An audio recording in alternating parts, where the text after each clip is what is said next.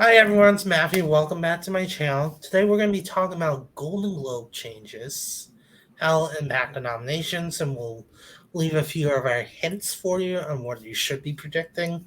I'm joined by David. Please introduce yourself to my audience. Thank you, Matt. Hi, I'm David. David Leman. I am a working actor and just became a voting member of Film Independent, which is votes for the Independent Spirit Awards. So I have the distinct privilege of being able to see a lot of things before they come out. And I'm a working actor. I live currently here in Atlanta, Georgia, and looking to start my career later. Probably gonna move to LA. Still figuring that out. So I'll leave a link to his Twitter and YouTube channel in the description below. Show him some love. He's amazing. thank you. And we started talking about Golden Globes recently, and that's how we connected. Right. And We we started talking through Twitter, and then sent and started texting through that chain. Yeah. And now we're going to talk about the crazy nonsense known as the Golden Globes. Right. The 6 categories, and the not to mention the 2 added categories of box office and stand-up comedian. I like the stand-up comic one. That one's probably my favorite. The stand-up comic one is good. I respect it a lot. You know what the crazy thing is, though, is that Judd Apatow actually posted a tweet right after that saying, basically, what the heck did these guys know about stand-up comedy? Which I thought was pretty funny. And I have to say, like, the thing is, you know what's so weird about that is once that category was announced, they posted it on their Instagram feed, and then the moment that they did that, like numerous comments. Numerous comedians came out in support of it. Yeah. But and they posted all of the comedians' positive reactions in their Instagram, like in a slide in a slide reel, like literally like on their they posted it on their Instagram feed. Let me tell you something. How many of those negative reactions do you think they would have posted? None. Yeah, exactly. They basically only posted the positive reactions. So they basically just take the bait wherever they can find it for anyone who will literally speak up for them. Yeah. That defend this category. I mean, yeah. I'm okay with the category. I'm not okay with the box office thing because that one I don't like. If they're really going to do this, I mean, buckle up. This is going to be one hell of a show because it's going to be a long ass show. You know what's weird is because of that, they're no longer combining the TV categories like how they split up supporting last year. Now they're not doing that. I'm actually okay with that because I mean, even though maybe I kind of like the fact that they did it that one year in the mini series and then in comedy and drama. But I feel like with this year because of the strike, there hasn't been quite a lot of choices. Yeah. So maybe this is going back to the way that it was is a good alternative.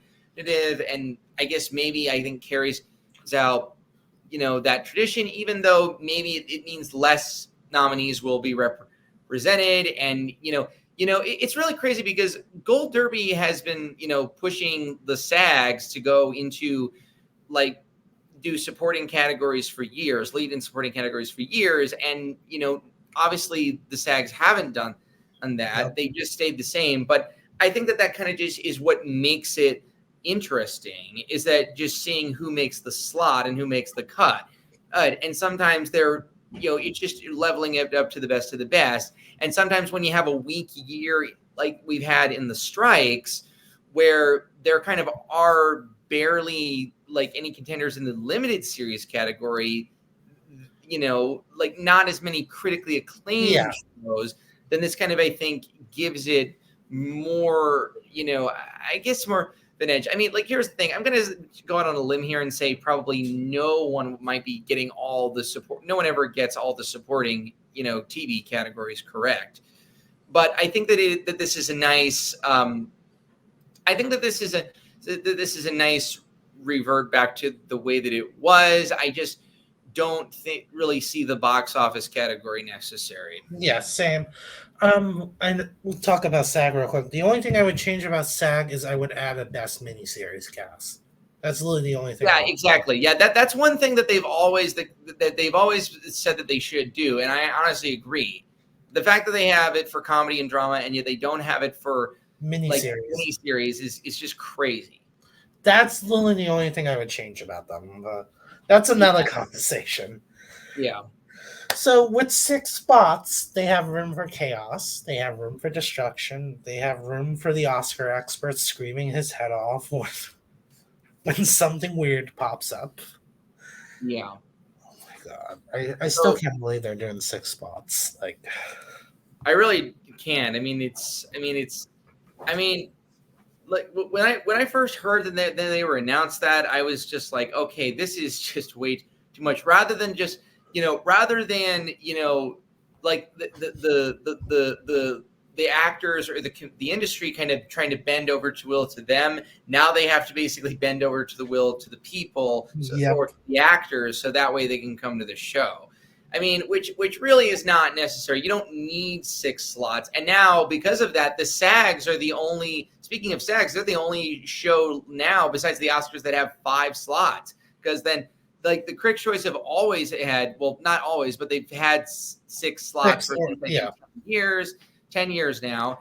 And then I think, and then the BAFTAs, I'll went have 6 recently. all 6 since the 2021 half jury system, which is just screwed.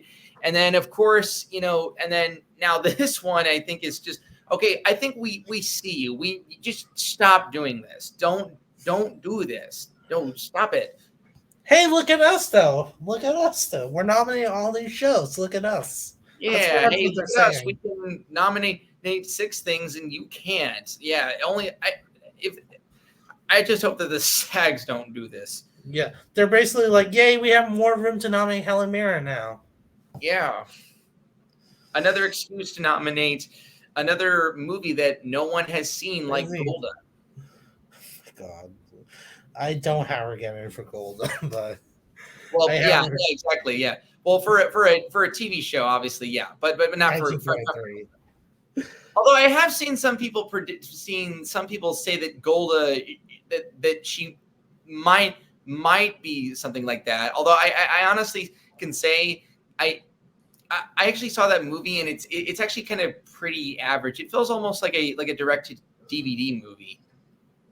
I know what you mean by that. Yeah. Have you seen it? I have seen it. It's okay.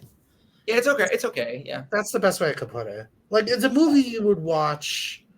You would rent for like $4. You would just watch it and be like, good movie. Yeah. I mean, the thing is, I liked Woman in Gold more than Golda. Oh, for sure. Oh, for sure. Yeah. Yeah, that was a pretty good one.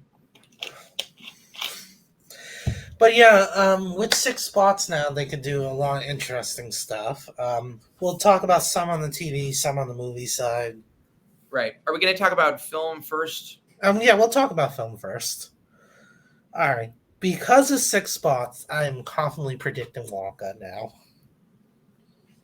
All right. Okay.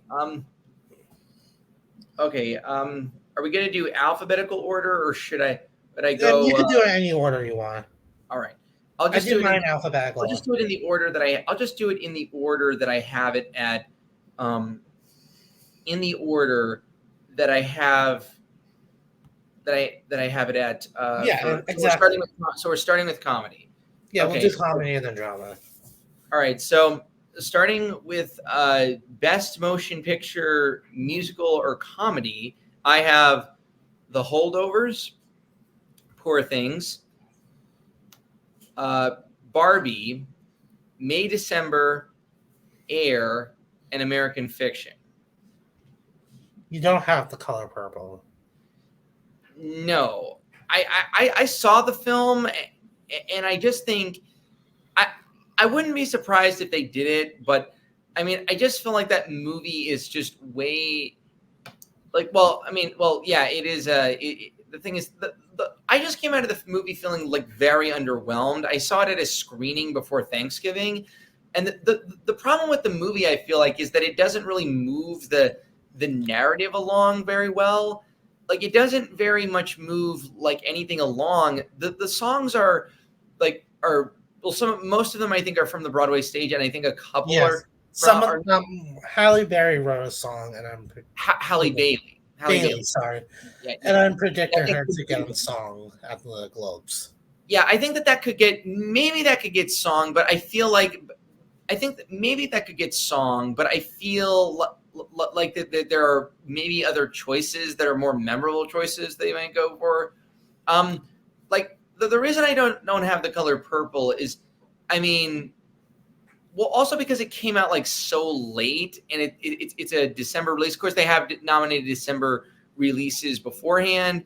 I mean, I wouldn't be surprised about it, but I don't know. I just feel like the movie, like it might not translate well to the Globe members. I guess mostly because the movie just like it's not like other musicals. It's not accessible in the way that like West Side Story or Cyrano is. Yeah. And like they didn't even nominate like In the Heights in picture. No. But like they nominated Anthony Ramos for In the Heights. I think that just the movie itself I think is kind of a mixed bag, because it's taking like such topical subject and turning it into this song, and like a heavy subject about women who are like abused and oppressed in the South, and taking it into musical. But one of my problems with the music with the film version of it, I thought the Broadway show was great. The problem I think with the movie version is that it doesn't work as well for the screen, because the way that it opens with just a song like right like in the very beginning, just as it's starting, you can clearly tell that okay, what is this supposed to be? Because there are so many scenes like in it that don't have a lot of context. Like there's a scene, for example, like without spoiling it for you, there's basically a scene where where most of it some of the scenes take place in at least Fertile Imagination, but Fantasia Barrino, like she doesn't even appear really until about like at least about nearly 50 minutes into the film. Oh, And wow. and she doesn't appear until 50 minutes. It's mostly Halle Bailey and the younger actress who plays Celie. I forgot her full name. Basically, who are in the first 50 minutes, and then where the younger version of her, she marries Coleman Domingo, and who plays Mr. Johnson and everything, who actually I think is better in this role than he is in Rustin. And the movie, I feel like it just rushes too much into like a lot of the numbers, and it doesn't have like a lot of scenes where that move the characters. The transitions like don't bring the context level to the story. Yeah, like I know what you mean. Yeah, like I actually read this one review I read this one review I think on Letterboxd of the movie, where this guy from the Daily Beast, his name is trying to wait. Oh wait, here we go. I'm trying to get to where his name here. But this critic from the Daily Beast, it's gotten like a lot of mixed reviews on Letterboxd. And for those of you who have seen it, like some people have like praised it, and then there are other people who kind of agree with the same issues that I had with it, that the transitions and the rushed in musical numbers with very little context to this next to the story and the plot holes in the screenplay maybe might not come as accessible as, say, like West Side Story or Cyrano. And I think that the movie, the film, okay, I have it right. Right here. So some of it has been and I know that mostly like reviews, I just feel like a lot of the reception has been mixed. So I don't know if it'll like translate when you got something like American Fiction, which is critically acclaimed, and Air, which is a film that is undeniably very accessible and good. Which one do you have out that you don't own? I have American Fiction, Barbie, The Color Purple. Give me 1 second. Sorry, The Holdovers, Poor Things, and Wonka. Okay, good. So you don't have Air or American Fiction. I said American Fiction. Oh, you did say American Fiction. Sorry about Yeah, that. I So don't which have one you don't have? Air. You don't have Um, Air or what? I don't. I don't. Said Wonka. Right, right. The thing is, it's interesting. Ryan Latanzio of IndieWire, he was doing this podcast with his friend Ann Thompson of IndieWire, and he actually gave this. He clearly did not like the movie. He doesn't like a lot of movies that are like broad in a way. I can't imagine he won't feel the same about The Color Purple because it's almost feels almost like the same movie based on the trailer. I haven't seen Wonka yet, but based on the trailer, it almost feels like the exact same thing, that the plot is very thin, because it really is. It's almost exactly the exact same thing, filled Yeah. with a lot of those thin, like out of control musical numbers that are just come out of nowhere, not really bringing any narrative. So I can't imagine he's going to like it just this, like Color Purple, just the same. But the thing about it is that, I mean, I can understand why they would go with Wonka. I have Timothée Chalamet getting in there. I don't really see it getting in for picture, but I would not be surprised by that. I just think that Air is going to get in there because Air is going to probably get in there because it's like, obviously it's more of an Oscar player. They like to nominate more Oscar players in comedy rather than just the broad. I would take out The Color Purple then for Air, if that was the Yeah, case. That's all right. And like, so But yeah, so this is the review. So this is the review that a man named Coleman Spide of the Daily Beast posted on his Letterbox review. This was a few days ago on the 29th of November. He gave it a mixed review with 2 stars. He says, Fantasia, Danielle, and Taraji are all wonderful, but the movie around them, particularly the screenplay happening between the songs, is terribly flat and confoundedly edited and a mere outline of a major moving theatrical experience rather than a fully realized spectacle. The musical numbers excite their start, then quickly taper off, either not lasting as long as they should or not impacting enough of a final punch to make an impact. That's additionally my main grip with the music overall. The songs are woefully unmemorable, save for maybe like 2 or 3, and the accompanying numbers to nothing inventive. With the choreography, once you've seen them pretty much all.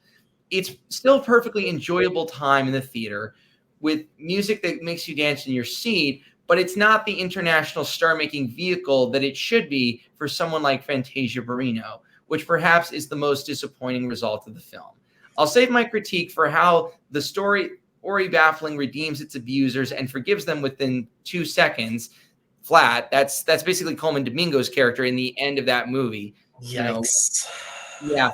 Yeah, I'm I'll save probably that for a full review coming into December at the Daily Beast, but and that got 12 likes. So yeah, so that basically is what most of the Letterbox reviews are, is that the plot is very thin. And if you watch the movie, that is basically, like, if you watch the trailer, that basically is all you're going to get from that film. It's not, it's basically almost like, almost like it's almost kind of like the, it's kind of like almost like in a way like Baz Luhrmann's Elvis, but like with The Color of Purple pedigree. I mean, like, even though they nominated Elvis, that's a biopic that makes sense why they would. But still, The Color of Purple, I don't know. No, it just really, like, it's one of those musicals that just really doesn't bring it along in a way. Like the screenplay it's basically just a bunch of a movie filled with a bunch of musical numbers, but barely any context to the story. Yeah, I'm gonna have to change that. I'm gonna have to think about that a little more because I'm gonna have to shift a few things around. Well, you haven't seen the movie, so you wouldn't know. You wouldn't know. Yeah, but yeah, supporting actress would definitely have to change because I have 2 of them. I probably would have to take 1 out. Yeah, I mean, I think the one to keep there is Danielle Brooks. Yeah, Yeah, Danielle Brooks is is clearly the one in there, and she's pretty good in the movie. I think that she just doesn't have a lot of material to work with. You know, despite the fact that she's Taraji's on camera more, but Danielle Brooks is kind of the one that everybody's talking about. I mean, to be honest, I just really hope the movie doesn't get any nominations because I just personally I just hope it doesn't get any nominations so that way it doesn't get in it. That way nobody's predicting it at the Oscars because, I mean, I just hope that I don't know. I just hope that they don't nominate a really a musical that barely has any resonance to it. You know what's interesting? Variety, for as crazy predictions as they are, actually do not have The Color Purple. Wow. That's really, Clayton Davis doesn't have that. May, December, and Air are his last two spots. Well, that's actually a smart choice. And, I mean, I would have thought he would have had a boner for The Color Purple. I mean, maybe he probably just hasn't seen it yet. But, it's really weird, though, because people were predicting Fantasia, months before that movie came out. She was the front runner in Gold Derby odds when people hadn't even seen them film yet. And that was just... Yeah, that's going to change. Yeah, and I think that's definitely going to change. And I think that I mean, I wouldn't be surprised if she made it into if she made it into actress in a comedy musical, but I just don't think she has enough material, and she doesn't even appear in the movie until literally an hour, almost in 15 minutes in. It's just it's very kind of hard because most of the first act is about the younger part of their lives, and it is pretty, it is kind of it is long. That's one of the things that a lot of critics I was in the screening with said that it's really the songs are good, but it's very long. Yeah. I was thinking that we could talk about the Variety nominations and then we can mention some changes we have to them. Okay. All right. What are the Variety they're nominations? Interesting.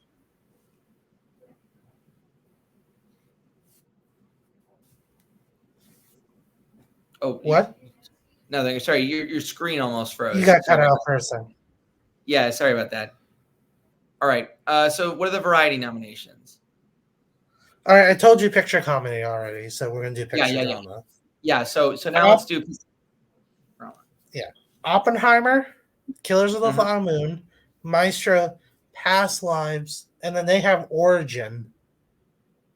And the Zone of Interest. Yeah, I could see that. I mean, I have Oppenheimer, Killers of the Flower Moon, Maestro, The Zone of Interest, Ferrari, and I'm just keeping Past Lives in there as a placeholder. I mean, I literally don't know what's going to happen, but I literally don't know. I mean, this could go either way. They could go with a different indie, All of Us Strangers. Yep, it's a little more accessible. Have you? They could go with the Iron Claw, which I heard screened well. Yeah, they could go with the Iron Claw, and maybe Zac Efron could probably get in for Best Actor. But I don't really see I feel like if a film has to be nominated in a drama in the drama category, it needs to kind of be nominated somewhere else, like in lead actor. Yeah, I would be predicting Zac Efron. Yeah.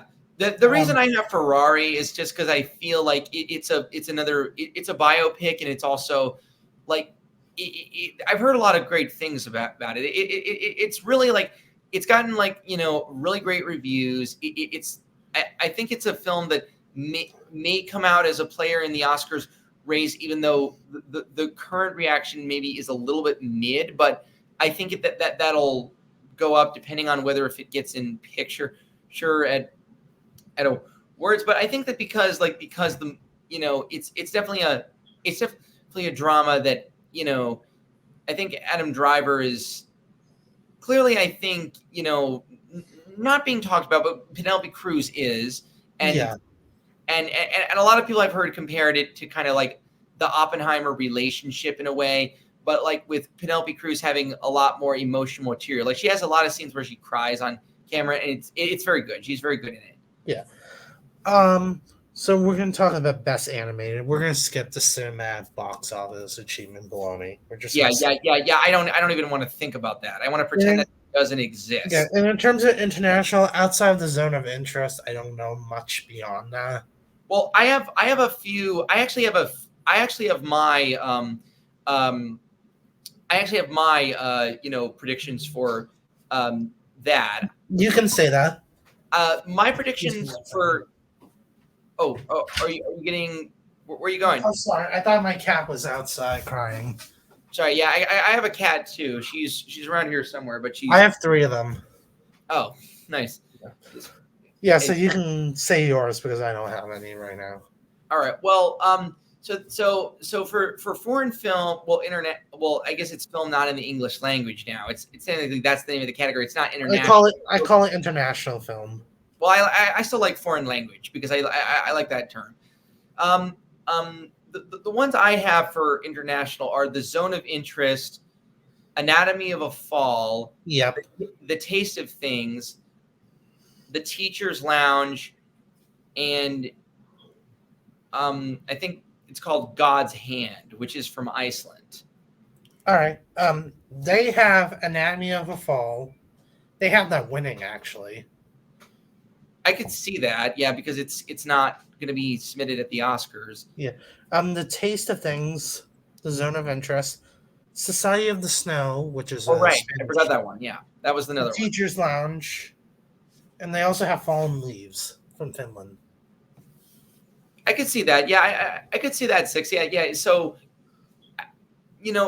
Hand of God was the only foreign is the only one besides Anatomy of a Fall that I've and Zone of Interest that I've seen. I saw it. The thing is, it was released on the Criterion Channel. The reason I saw, God's Hand was because from Iceland was because it was released on the Criterion Channel, and it's actually pretty good. It got great reviews. And Society of the Snow will definitely get in because it's Netflix. I have not seen Fallen Leaves yet, but I've heard good things about it. It actually the lead actor won the Best Actor award at the New York Film Critics Circle. So nice. that actually is something a great sign telling. I think that actually might be those might be the solid 6. Yeah. Yeah. But with that category, really anything can happen with that. Right. Animated feature. This is what Variety has. Obviously, Across the Spider-Verse. Wish. They have Wish number 2. Whoa. The Boy and the Heron. Mm-hmm. Elemental. And then this is the 2 they have. They actually have 2 international animated films getting in. Robot Dreams, which is, I believe, Spanish, if I'm not mistaken. It's from Neon. I have never even heard of that. And they shot the Piano Teacher. Oh yeah, I have that one, but I don't have. I have never heard of Robot Dreams. That is just wow. Well, the fact that they have like The Boy and the Heron in 3rd just breaks my heart. Same. It should be at least 2. Yeah, I mean, like, I think The Boy and the Heron could really win this because I still feel like it did. It won the New York Film Critics Award. I was so glad about that. But same. The thing is, I mean, I actually like the first Spider-Verse. I thought that the sequel was pretty good until it like that anticlimactic third act that ended on a cliffhanger.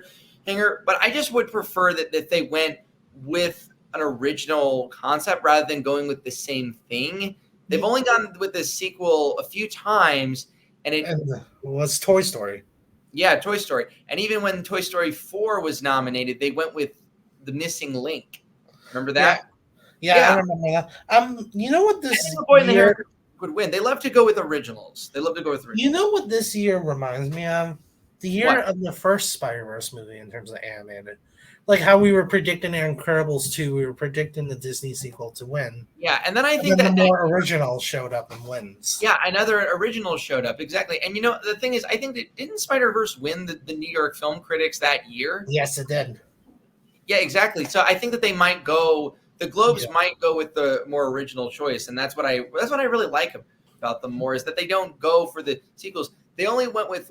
Here's the thing: they only went with one sequel in the history. Well, actually, two sequels, and it was the two best sequels ever made, and that was Toy Story 3 and How to Train Your Dragon 2, the best Exactly. sequels ever made. The ones that came after that, like How to Train Your Dragon 3 and Toy Story 4, were just like not as good. But and they didn't go with them. They went with the original. So sometimes they make the right choices, and so I think that Hayao Miyazaki could win in that. If he gets up in there and wins, I think that'll push him as the Critics' Choice will clearly go because it's the strongest one on Metacritic. It has 92, and Spider-Verse I think is an 86. So they'll clearly piggyback off on that, and then that'll help him get to the Oscars. Clearly, if they makes the right decision. Yeah. For what I have the top 4. And then I have the Super Mario Brothers movie getting in here, not the Oscars. Gotta make that clear. And then I have another international film, but not one of those two. I have The Peasants, which is a Polish animated film. Yeah, I've heard of that one. So the ones that I have are The Boy and the Heron, Spider-Man Across the Spider-Verse, Teenage Mutant Ninja Turtles, Mutant Mayhem, Chicken Run, Dawn of the Nugget, and they shot The Piano Player and Zazoom, which is a G-Kids movie, which actually which is a Japanese movie. And I think the reason why they go with Zazoom is they always go with a G-Kids anime movie that like literally, very few people have heard of, which is actually weird because they actually did an interview with Gold Derby, like the director. They had the Japanese director do an interview with Gold Derby. So maybe that is a sign that maybe they're noticing it a little bit. It's still a little bit farther in the odds, but I think that I can see that doing good. It's actually a very good movie. I've actually watched it, the English version, because it's kind of hard for me to, with all the foreign films I watch, reading another film with subtitles, but it's very good, and it's definitely deserving to be in that list. I think it's and here's the thing. I don't think that they might go with Super Mario or I could see Super Mario, but not Wish or Elemental. I know that people are. I don't know why people keep predicting those, but those are just pretty underwhelming. I guess Disney and Pixar's recent output has not been good this year. Yeah. But who knows with them? Who knows? Who knows? But hopefully no. I'm okay with Super Mario Bros. Because I actually had some fun in that movie. But please no Wish or Elemental. Oh, we'll see what happens. Best Actor in Drama is next. Okay. So here's what they have, and this is the order they have it in. They have Bradley Cooper winning for Maestro, which after seeing the movie, I do agree with. Yeah, I agree with. He definitely deserves it. And it's definitely a Globes performance, and I mean that in the best possible way. Yes. Cillian Murphy for Oppenheimer. I would agree that's second. Leonardo DiCaprio for Killers of the Flower Moon. Yes. Coleman Domingo for Rustin. And then they have Andrew Scott for All of Us Strangers. Yeah, now that's actually they don't that was 5 though. They didn't have a 6. Oh, they do. I haven't got to it. Barry Keoghan for Saltburn. Yikes. I think that's either Joaquin Phoenix. If these 5 happen, the 6th spot's either Joaquin Phoenix or Napoleon or Adam Driver for Ferrari. Well, here's the thing. I actually think that Andrew Scott is kind of more of a lock than people may realize because that movie is very strong, and I still think that he's very good for a lock for nomination because, let me tell you something. He has been campaigning his ass off. He has 6 Q&As this month. He has a Q&A, 3 Q&As in LA, including 1 SAG Q&A moderated with the cast, moderated by Claire Foy's Women Talking Buddies, Rooney Mara and Dee Gardner, which is great combo that for hosting that screening. And then obviously they have one in New York, a couple in New York coming up, one moderated by Barry Jenkins, and then they have 2 in London coming up, including one for the BAFTA members. So I feel like he may, I think, carry a lot of the the international support that's needed Yeah. from like the British community to sort of get him to that nomination, and also because the movie, the fact that the movie also has over a 90 on Metacritic doesn't Yeah. hurt. Yeah. Assuming that the top 5 is the 5 at the Globes. Yeah, I think that the top 4. I think that yeah, We have Coleman Domingo at 4, so that's why. Yeah, I'm still a little mixed on that one, but I could see it happening as a Globes. Yeah, I think the 6th spot would be either Adam Driver for Ferrari or Joaquin Phoenix for Napoleon. Yeah, like I actually think Adam Driver could get it. I've actually read a lot of editors predict. A couple editors I've seen on Gold Derby predict him like for a nomination, Adam Driver, especially because he got in for White Noise last year, which was just such a mess of a movie. I mean, that really kind of threw me for a loop. But the fact that he got in, wow, I was like, they really like Adam Driver. And so if they like him in that, I think they'll like him in this because it's also a Globes performance. He has the full makeup and everything. His hair is white and he looks like Enzo Ferrari. Clearly that's a Globes performance. They like the physical transformations. They like a transformation, and clearly, and obviously, like Coleman's is maybe a transformation, but I don't know if it like resonates in the same way. He didn't like lose weight. Like he didn't. What I was surprised about why the movie. One of the things I was surprised about in the movie was that he doesn't resemble Rustin physically. He does capture his essence and spirit, but he doesn't like resemble him. I think he's a little miscast in that role. I think Wood Harris. You know who Wood Harris is? Who was in movies. He was also worked with Taraji P. Henson on Empire. Yeah, I know who he is. In the final season, playing Damon Cross. I think that he would have been a better choice for that part because he's a lot skinnier and has much more of a physique that resembles the actual guy. But I could see Coleman getting in as a pick. I'm kind of anti-dicting him a little bit, but it's okay. I still think I could see him getting in. Yeah. I'm just going with Adam Driver and Joaquin Phoenix as the last two, along with Andrew Scott. Yeah, I think that could happen. Now we're on to actor drama. Okay. Now their nominations are. I'll read them first, and then I'll get your thoughts. First off, Jeffrey Wright for American Fiction. They have him winning, which I think is probably going to happen. Look at this way. I don't see that happening. Well, it's either him or Paul Giamatti, which is number 2. Like, it's literally only these two in this category, and everyone else is filler. Let's be honest here. Yeah. Number 3, they have Matt Damon for. He's getting in. He's going to get in. Now, here's something interesting. Number 4 is Jamie Foxx for The Burial.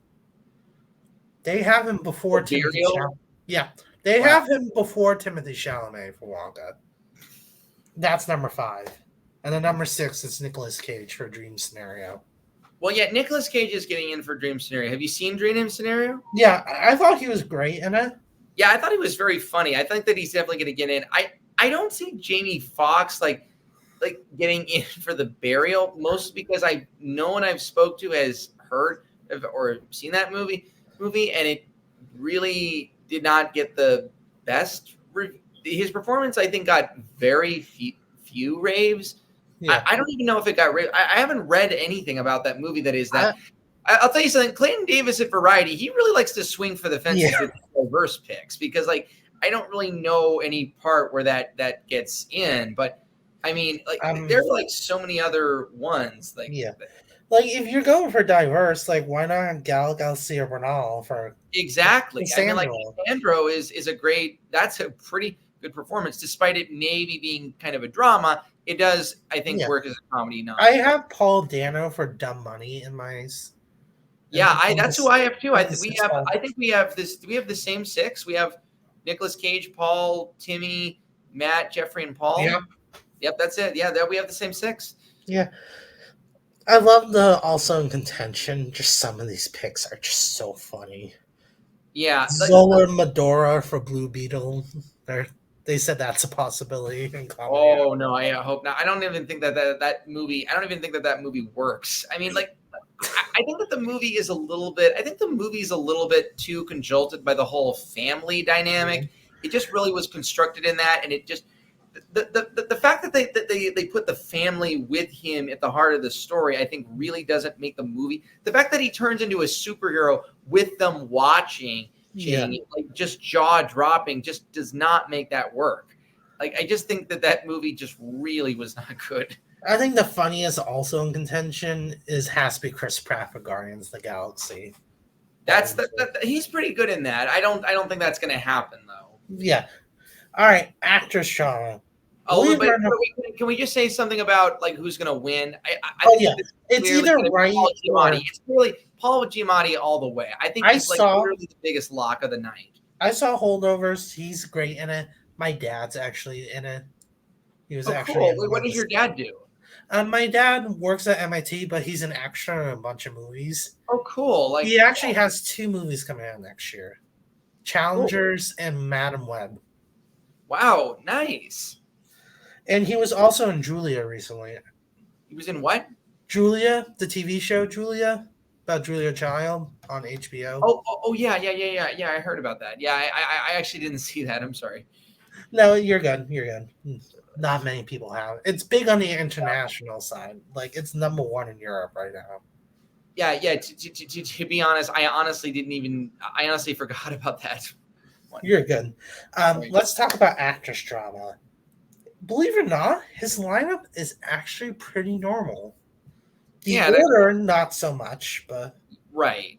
Number 1, Lily Gladstone for Killers of the Flower Moon. Exactly. She actually could win. She could win. She won the New York Film Critics. I'm predicting that right now. I'm not sure if that'll go all the way to the Oscar, but here, yes. Yeah. Carey Mulligan, number 2 for Maestro. Sandra Huller is number 3 for Amityville Fall. Number 4 is Aunjanue Ellis for Origin. Okay. Annette Bening is 5 for Nyad. Right. And then Greta Lee is 6 for Past Lives. I would argue that Annette Bening is before Aunjanue Ellis. Yeah, I would say so too, just in terms of chance. Like, if you're rating it like in terms of like the most likely to be nominated, Annette Bening literally is 4th. She might even be 3 over Sandra Huller. Yeah, she literally is 3, and that's clearly an Oscar, like an actor-friendly performance. I mean, I could actually see her making the top 5 along with Sandra, Carey, and Lily, and I think that the 5th is Emma personally at the Oscars. Yeah, I'm still thinking about my Oscar, but the dramas, and then one comedy that wins the Globe and then gets nominated at the Oscars but does not win. Yeah, I can see that. But I'm surprised that he doesn't have Kaylee Spaney in there for Priscilla. He used to have her. Wow. He took her out for Aunjanue Ellis. Yeah, I mean, I would argue Kaylee Spaney is more likely. I personally could see maybe Aunjanue Ellis more than Greta Lee, mostly I would agree with that. The movie, I think, Origin, like nobody is not a lot of people have seen it yet, but she kind of gives a more visceral, like sort of like verbal performance than Greta Lee. And I just feel the one thing I fear with Past Lives is that the movie is just not verbal enough.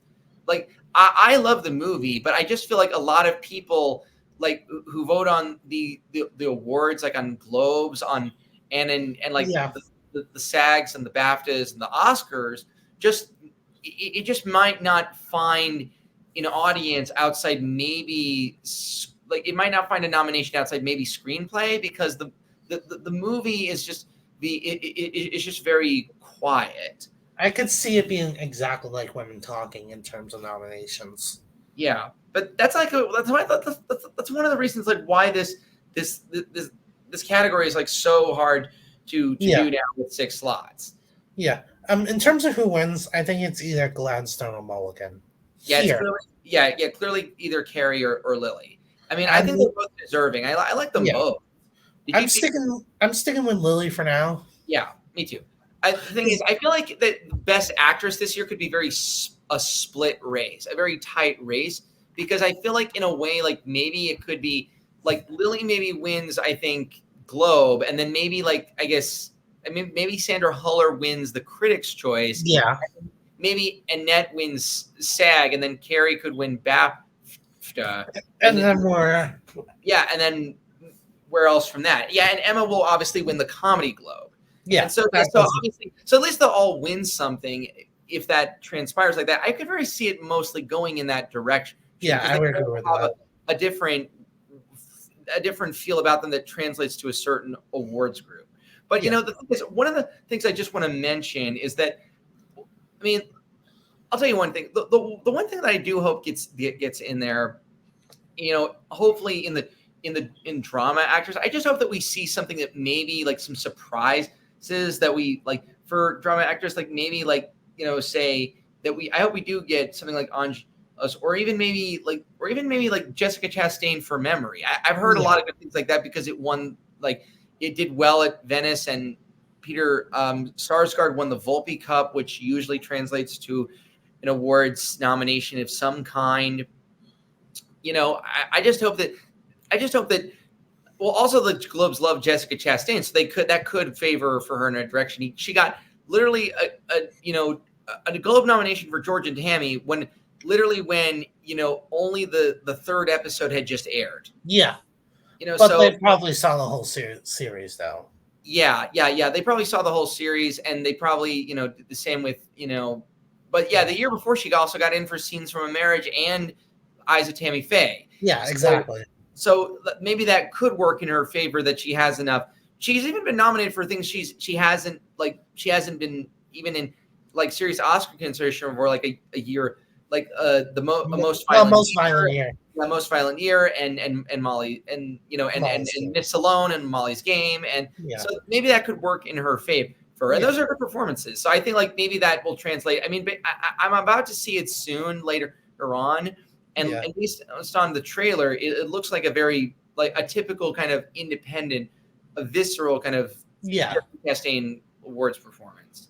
I would argue that Lily Mulligan and Benning are safe in this. Yeah, they're very safe, and I think Sandra Huller is safe too. Yes, but I can see her missing out on the top four. You know what I mean? Like I don't think she's gonna win. Yeah, she's definitely not winning. All right, give me 1 second. We're gonna do actress in a comedy. Okay. Emma Stone for Poor Things is their number 1. Margot Robbie for Barbie's number 2. Natalie Portman for May December is number 3. Mm-hmm. Fantasia for The Color Purple is number 4. This is when it gets interesting. 5 is Halle Bailey for The Little Mermaid. Whoa. That's 5. Well, you see, like I said, Clayton Davis, he really likes to swing for the fences. Oh, if you think he's swinging for the fences, wait till you hear his number say. Rachel Semmett from Bottoms. Wow. That's the... Well, it's a good choice. It's a good choice, but I don't know if that's getting nominated. It's interesting he's predicting her for Bottoms, which I can say Io DeBerry. Yeah. I mean, Io's the best DeBerry is like more the thing that makes the film pop, really. I'm predicting Jennifer Lawrence for No Hard Feelings to get in here. Yeah, me too. I actually have Emma Stone, Margot Robbie, Natalie Portman, Jennifer Lawrence for No Hard Feelings, Julia Louis-Dreyfus for You Hurt My Feelings. This is a good year for titles with the word feelings in the title. Exactly. And Abby Ryder Forston for Are You There, God? It's Me, Margaret, because it was a critical hit and she got like a lot of raves. I'm also predicting Abby Ryder. Yeah, Abby Ryder Forston. She's just a sweet. She's just a sweet person, sweet, genuine, cute person. Yeah, and they also. I felt like they would go with her because they went with, Elsie Fisher for 8th grade. Yeah, that was my thinking behind that. And Roman Griffin Davis for Jojo Rabbit. So they like younger performers. Kids. Yeah. They like younger performers more than the Oscars do. That's for sure. They do. They definitely like younger performances more than the Oscars. They haven't, I don't think, nominated a kid. I don't think maybe since Quasman Wallace for Beasts of the Southern Wild. Annie. They nominated. Oh yeah. No. I meant like the Oscars. Quasman Wallace. Oh yeah, the Oscars. Yeah, there hasn't been a kid since then. There hasn't been a kid since, but yeah, Quasman Wallace got in for Annie, but not Beasts of the Southern Wild, and that's hard to believe. That is the Globe's knowledge. In terms But of wins, it's a good performance. It's a good performance. I mean, I liked Annie a lot. I think I liked Annie like more than I had more fun, and I rewatched Annie more than I'll ever rewatch The Color Purple. I'll yeah, tell you that. And then Jamie Foxx is hilarious in it. yeah. In terms of who wins, it's either Stone or Robbie. I don't think anyone else really has a chance. Maybe Portman. Yeah. I think that is this is I think this is Emma Stone's in the bag. They always give the award to the one is most likely for the Oscar nomination, and that's clearly Emma Stone. I remember there was this one year where everyone predicted Amy Schumer to win for Trainwreck over Jennifer Lawrence, who gave like the Oscar role for Joy, playing Joy McDonald. I predicted Jennifer Lawrence for Joy. Yeah, see, like that is more smart thing. The fact that the editors thought that a lot of the editors on Gold Derby, really thought that Amy Schumer was going to win for such a broad comedy is just crazy. I mean, yeah. Out of the 5 that year, I would actually pick Melissa McCarthy for Spy personally. I actually, yeah, I thought she thought she was good. I actually thought Lily Tomlin was good too. Me too. Yeah, but yeah, so yeah, I think that Jennifer Lawrence. I think that this is a pretty, I think, set category with. I think Jennifer Lawrence. It's interesting. I think that they're still going to have love for Jennifer Lawrence. They nominated her for Don't Look Up just like literally 2 years ago. Well, even she is great in that movie. Although despite the fact that I maybe don't disagree with the film as a whole, but yeah, you like the movie? Did you like it? Which movie again? Don't Look Up. I thought it was good. I thought the actors were good. Yeah, I thought the music in it was great. Like the score, and that was probably one of my. Yeah, but not a film I would say I would nominate for Best Picture. Yeah, I would agree with that. Yeah, I mean, yeah, but yeah, I think that she'll definitely get in there, and it's a nice return to comedy for her. It's a nice broad, a nice broad comedy. Yeah, and I think she deserves to be there. Yeah, so I don't know for sure if like Fantasia gets in. The thing is, it's crazy. Like this is a pretty crowded category, and I think because like Fantasia, she hasn't received as much praise as Taraji and Danielle Brooks. Yeah. Danielle Brooks, it might affect the movie. I mean, I wouldn't be surprised if she got in just because it's just a, she's a new name, and they obviously nominated Rachel Zegler, who was a newcomer for West Side Story, but she was deserving of that Globe. Yeah, and that was an Oscar. That was Best Picture contender out of that. Yeah, exactly. That was a Best Picture contender. I really don't think Color Purple is at all a Best Picture contender. No. I mean, we'll know that based on when the reviews come out. But I've read a lot of Letterboxd reviews that have just really not been mixed. I think it's going to get maybe like a 70 or on Rotten Tomatoes and maybe a 50 on Metacritic. I'm not so sure, but we'll see. I don't know. I just feel like the plot in that movie is just so thin, and it makes these three-dimensional characters look so one-dimensional. Yeah. Oh, it's never gonna happen, but I would love to see the kid Andrew Barr-Feldman nominated for Andrew Barr-Feldman for No Hard Feelings. Oh yeah. It's never gonna happen. It's never gonna happen. It's not gonna happen. Yeah. But I would love one that I would like to see nominated that probably might not happen either is in actress in a comedy is actually the actress Eve Hewson for Flora and Son. Oh yeah, I haven't seen that yet, but yeah, that's an Apple TV Plus movie. Okay. It released on Apple TV Plus, but they're marketing it for comedy consideration in the Globes categories, and she's actually very good in it. It's John Carney, the guy who directed Once and Sing Street and Begin Again. It's really good. I love. And Joseph Gordon-Levitt, I think is good. Joseph Gordon-Levitt could, I don't know, maybe make it in a comedy. I don't know. Anything could happen. I just hope we have some nice surprises rather than I think these, rather than what I think the top 5 in the odds are. Yeah. Well, or the top 6. Sorry. Yeah. Oh boy, we're gonna get into supporting actor. Woo boy. Okay. They have Ryan Gosling for Barbie winning. Whoa. Get this. The second is not Robert Downey Jr. It's not? Robert De Niro for Killers of the Flower Moon is number 2. then Robert Downey Jr. for Oppenheimer. Wow. Mark Ruffalo for Poor Things is 4. Willem Yeah. Dafoe for Poor Things is 5. And let me guess, is the sixth one Charles Melton? Yeah. Uh, well, I have the same. I have this. I'm only predicting the same six. I'm only predicting Charles Melton. Just I hope I just hope that it's Dominic Sessa and maybe somebody else. Like not to dunk on Charles Melton, who I love on Riverdale. I just did not think that what he did in that movie was anything that interesting. Did you see it? Yeah, I wasn't a huge fan of it. Well, I thought it was okay. I thought the strongest suits was Natalie and Julianne. I think Julianne Moore gave the best performance of the film. Clearly did, because obviously speaking with the lisp, well, obviously, but like I honestly just thought Charles Melton was just sleepwalking through the whole thing. I mean, I thought he was fine. I just didn't think he did anything all that interesting. You know what I could see him being? Brian Tyree Henry in Causeway. Like kind of like a critic's pick, like you know what I'm saying?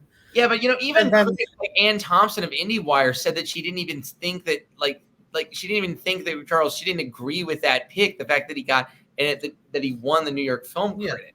But what I'm saying though is like I could see him pick up some critics prizes, then not show up at the main categories, then show up at the Oscars. That's what I'm trying to say. Oh God, no! I mean, I like the thing is. Here's the thing. I mean, I actually like. I'm okay with Brian Tyree Henry, even though that I felt like that movie was a bit of a not a lazy performance, but it just felt like it just I don't know. It just didn't feel like he did that much. But I mean, I honestly just don't really based on this this movie and this this performance and this I just feel like they're just so much better choices.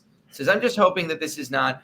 I mean, I just hope that Dominic Sessa gets in, or or just like I have Dominic Sessa getting in. Yeah, just Dominic Sessa, or like Peter Sarsgaard for memory. But yeah, I just have you stick with Dominic Sessa. I'll stick with Charles Melton. I actually do not have Mark Ruffalo nor Willem Dafoe getting in. I have Ruffalo at the Oscars. I need to make that clear. But I could see this almost being like a spotlight situation in which they just kind of cancel each other out here. Like, you know what I mean? Like, yeah. Like I have I don't really think that there were any supporting actors from Spotlight that were really in contention other than Mark. It was Ruffalo and Keaton battling it out. Oh, they were. Oh yeah. Keaton was putting in supporting. Yeah, he was putting supporting. Oh yeah. I just didn't really understand how that would affect them. Like how that would affect Mark. I mean, Mark is clearly the better performance in that. But sometimes when there's two actors in a movie, sometimes they just cancel each other out. Sometimes it happens. Right. And I think that is going to happen with Poor Things, especially when it's Emma Stone's show. Yeah. I could see that. Okay, so what do you have in Mark Ruffalo and Willem Dafoe's place?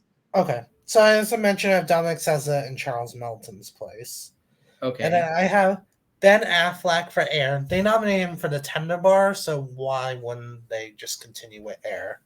That's a good one. I would not be shocked, but nor would I be disappointed. I would be so pleased. At least that movie's getting some shine. Yeah. And then I have Jeremy Allen White for The Iron Claw.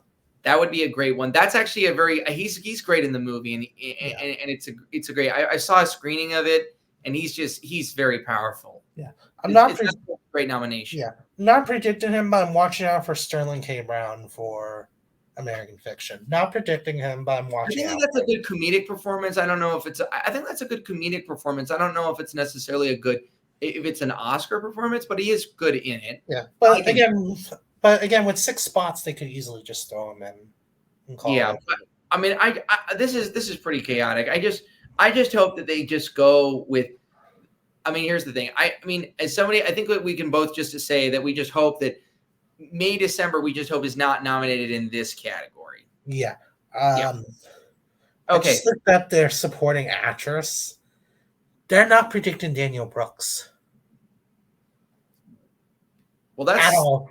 that's actually a pretty smart. I mean, I guess based on the But film. who they have as number one? Who? Emily Blunt for Oppenheimer. That's the smartest decision that Clayton Davis has made. Yeah, A variety.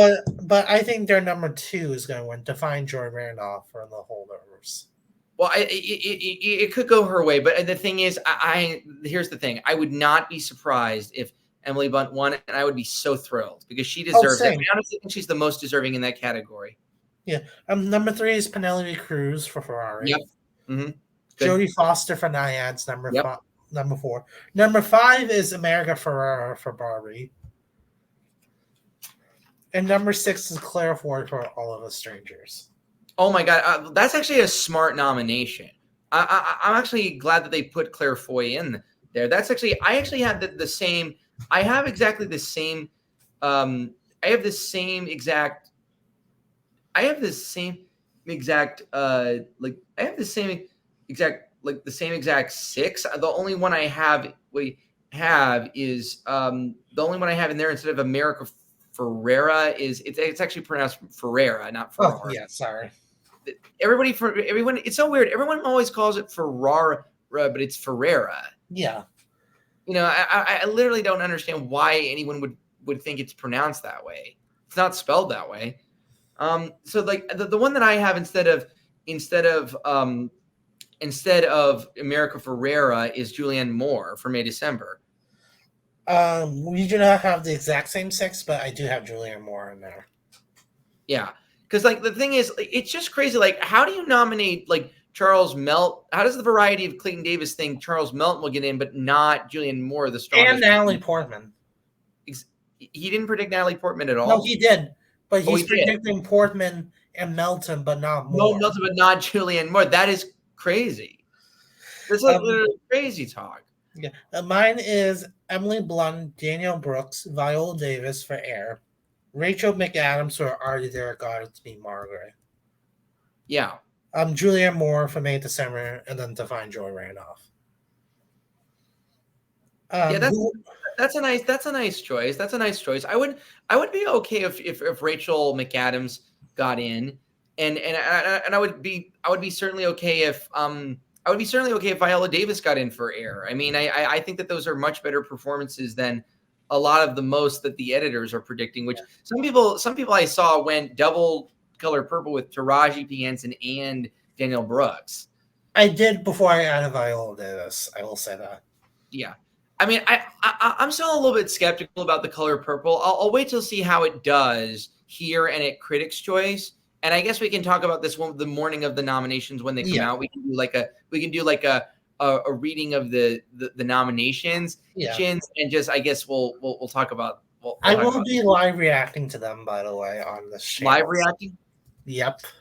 Oh, cool! Like, do you have like a thing where you like you put the nominations? I can do that with this program I use, StreamYard. Oh, cool! Like, can you do that like with yours and like with me and other people you've invited? To put this in perspective, it would be like 4 of us because there's 2 other people. Cool. It'd be 4 of us here, tiny squares, and then right here, you see my hand. On your side, it would just be the nomination video. Yeah, exactly. Yeah, I've seen the Gold Derby do the same thing. There, they do the thing with they did that with the live reactions to the Oscars and the Emmys this year. Yeah, but if you want to join the live stream, you're more than welcome. Oh yeah, I'd love to do that. I love it. Yeah. I'd love to. I'll send you the link. All right, Best Director. All right. I understand this list. I don't understand the order of the list, but I understand it. Do they not have Christopher Nolan at first? They have Martin Scorsese first. I respect. They at least understand. They at least understand. They respect it. I respect. Yeah, I respect. Nolan's 2. Okay. Greta Gerwig for Barbie's 3. Yorgos Lanthimos for Poor Things is 4. Bradley Cooper is 5 for Maestro. I would argue he's higher than Yorgos. They love actors turned directors. They just do. Mm-hmm. Yeah. Number 6 is Celine Song for Past Lives. I don't see really Celine Song getting in anywhere. Maybe then I guess Spirit Awards and Critics' Choice. I have my wild card in 6. Ridley Scott for Napoleon. and 6. Oh yeah. That would make sense. I don't really see like listen. You can predict good or worry. I'm not gonna make you change anything. The ones who I have are I have Chris Nolan in first, Martin Scorsese, Alexander Payne, The Holdovers, because he's gotten in 3 times before. Oh, I have him in Star Yorgos, by the way. Yeah, exactly. And Bradley Cooper for Maestro, and this is going to determine whether if the movie is strong or not. Jonathan Glazer for The Zone of Interest. Yeah, if he gets in here, the movie's more strong than we thought. Yeah. I think the movie might be more strong than we thought. It could, I think, go. This could go either ways. It could go like maybe Jonathan Glazer, or it could go Ridley Scott for Napoleon. Olean. Yeah. Yeah. In terms of who wins, it's obviously Christopher Nolan. I feel like this is his time. Yeah, I'm so happy for him. I am so damn happy. Too. It's about time. Yeah. I think a lot of the thing is the thing is when he won like the New York Film Critics, I was like, wow, because like I had predicted, like there was this poll where you predict like the New York Film Critics. They obviously got Killers of the Flower Moon right. I knew that was going to do it, and I knew Lily was going to win, but I literally did not know if the New York Film Critics were going to go for him. I put Martin Scorsese in, but I literally didn't even think that I wasn't sure if they would go with like the smart his critics love the movie did get a lot of love from the New York Film Critics, but I didn't know whether if they would go back to Marty or go with Chris, and I'm so glad that they did, showing that he deserves it, and that'll carry on. Yeah, and also Hoyte van Hoytema is going to win cinematography. Yeah, I would agree with that. Yeah. Okay, best screenplay. Oh boy, you're not ready for their number one. It's a Barbie world. Barbie's number one. Oh my god. Like here's the thing. I don't mind Greta getting in for director, but the weakest part of that movie is the screenplay. Do you agree or no? I would agree with that. The direction was by far the strongest. Yeah. The direction is stronger than the screenplay, but I just felt like the screenplay, I felt like just what was juggling too much in the third act, that it became a very different movie by the end, and just number 2 is Poor Things. Number 3 is The Holdovers. Number 4 is Past Lives. Number 5 is Oppenheimer. 6 is American Fiction. The fact that they put Oppenheimer at 6 is just so... No, 5. American Fiction. American Fiction 6. The fact they put Oppenheimer at 5 was just... What is Clayton Davis drinking, honestly? I mean, like clearly it's not water or Gatorade, but I mean, the thing is, now the thing, I don't have Barbie getting in for screenplay. I just don't know. Here's the thing. I'm just a little bit skeptical about it because I don't know if it's an awards movie. I think that, also that I think that it's being overpredicted in a lot of categories. I mean, if like with Greta Gerwig, because of her relationship with the Globes and Obes and the Oscars director's branch, I feel like her movies are kind of more like, I don't know, her recent ones, besides other than Lady Bird, I think have tried to find an appeal because they kind of use too much feminist themes a little bit. And I feel like Barbie's definitely going to get in for Picture and all the crafts, but I just, and obviously it'll get, the Globes however, it'll get Ryan, Margot, Picture, and the 2 songs, but I just don't know. I just don't see the writing or directing categories, and the screenplay. There are so many like other screenplays that I think were deserving of that. The fact that did they not have Killers of the Flower Moon in Variety on the screenplay list? I did say, oh no, they don't. Yeah, they don't like that. That's a great. That instead Past Lives. I have that instead Past Lives. Yeah, weird given that there is more dialogue in Killers of the Flower Moon than there is in the entire first 30 minutes of Past Lives. I can't. In terms In terms of who, so crazy that nobody is even like taking the auteur seriously. They're going for like more the indies and more, like the broader scope that seems the weakest. I mean, it's weird. I was reading they're also in contention. Kills of the Flower Moon isn't even there. Isn't there in where? In screenplay. It's not in like which. It's not even. It's not even in there. Also in contention category for screenplay. Whoa! Oh, wow! In Variety, it's not in there. Also in contention. Wow. Yeah. In their contention category, they have Air for screenplay. Right. All of Us Strangers. Maestro in May December. Yep, and Origin. Yeah. So the ones that I have are the ones that make more sense. I mean, like Variety is not all. Here's the thing: if we're always going to go by what Variety is, rather than even Gold Derby, the odds are smarter than. That's why I want to talk about this. Yeah. I mean, yeah, but like basically, so like these are the ones that I think make the most sense. So Oppenheimer is first. Poor Things is I puts it second.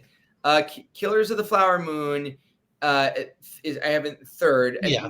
Yeah, maybe that's a little bit little too high, but you know, the Holdovers at 4. I think I could see that, maybe making Get Up sad somehow. And then Maestro and May December. And the reason I put May December is that even though while I don't think the screenplay is strong, I still think that it has a lot of intriguing parts in it that makes it an interesting screenplay. And because it's getting in for picture and it's Todd Haynes, and because it's Natalie Portman's getting in, and clearly Julianne Moore will definitely get in. And the fact that it's already getting the 3 nominations, I think it'll carry the screenplay along with it because it is pretty intriguing. And also because it won like the New York Film Critics Award for Best Screenplay. And here's the thing. Out of the last 13 years, 10 of those films have gotten nominated in the Best Screenplay category at the Golden Globes. The winners of the New York Film Critics Circle, out of the 13 last winners, 10 of them have all gone to screenplay at the Golden Globes. Yeah. I can see that being a screenplay nomination. The fact that none of the editors are even at Gold Derby or even thinking about it is crazy. Yeah, they have lost their minds. No comment. Let's just go on. But you can see that as a screenplay nom, right? Yeah, I can see that as a screenplay nom. Like, what are your 6? All right, give me 1 second. I have it. This is just in alphabetical order. I gotta make that clear. I have American Fiction, Barbie, The Holdovers, Killers of the Flower Moon, Oppenheimer, and Poor Things.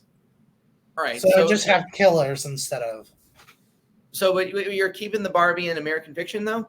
Yeah, just for now. I'm still thinking these aren't my final nominations. That'll come later. All right, good. All right. So are we gonna do like a final nominations the day before the noms? I'm doing a live stream on the 9th. Again, you're more than welcome to join. Oh, cool. Oh yeah, that'll be nice. A bunch of us are doing it. Send me the link to that, and then send me the link the morning after. I will. All right, let's talk about score. Score at the Globes is always weird. This is a pretty wild, fluid category this year. There's only like 2 locks, and then the rest of them are like really kind of hard to guess. And the 2 locks are the first 2. Oppenheimer's first. Oppenheimer, and then Killers of the Flower Moon. Yep, that's second. 3 is The Zone of Interest. That's gonna get in. 4 is Spider-Man Across the Spider-Verse. Sure.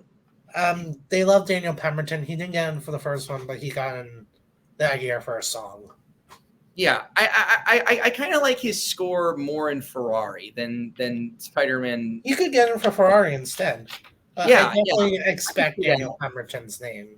At some point. The Boy and the Heron is 5. That's actually a good score. Yeah. And 6, they have The Killer.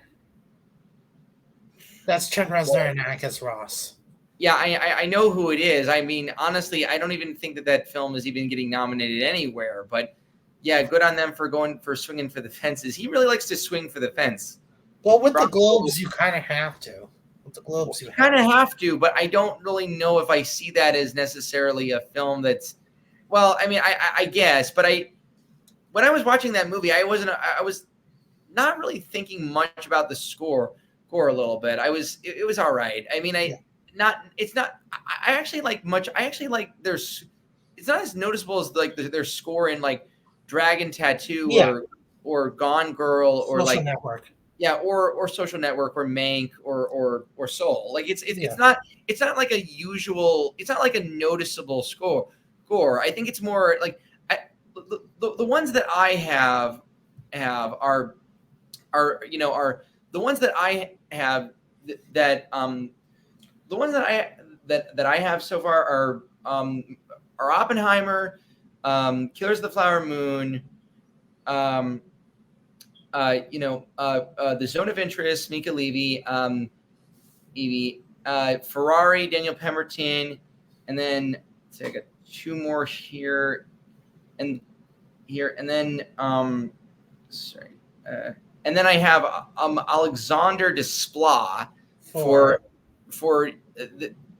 I think Naiad. I'm going with Naiad right now because I haven't seen The Boys in the Boat yet. But I feel like the score might be better for The Boys in the Boat. He's campaigning more for Naiad than Boys in the Boat, so yeah, that's why I think I could see that. And then and then I have the same as you said. The sixth spot is a placeholder for now. Yeah. Thomas Newman for Elemental, just as a placeholder. But it's going to be something weird that no one's predicting, no one's ever heard of. There's always one of those in the score.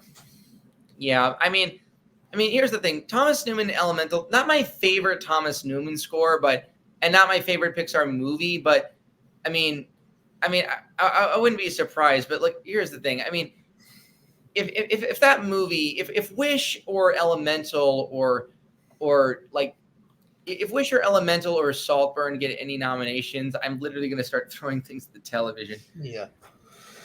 Again, anything can happen with score. Speaking of anything can happen, let's talk about song. All right. So here's their order. What Was I Made For? Yeah. For Barbie as their number one. Clearly. Their number two is This Wish from Wish. Wow. That's their two.